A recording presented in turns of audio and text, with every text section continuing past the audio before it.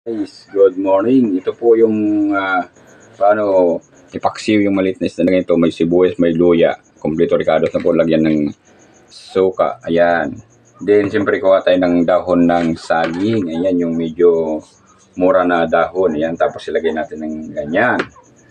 And then, para mas mabango po, ikuha natin sa dahon ng saging o kay mangga. Ayan. Balutin. Ganyan guys. Parang kakanin. Pero po ito masarap po ito pag ito naluto mga idol. Ang bango. Yan, isa. Yan. Tingko ulit ako ng daming saging. Kulang pala. Ayan. Ito ulit mga idol. Ayan. Para masarap po yung ating mabango. Pinaksiw sa dahon ng saging. Malit na isda ito pero malasa po. Ayan. Balutin. Din ganon mga idol. Oh. Ayan ang isang technique sa pagkukuhan ng ano pa nito?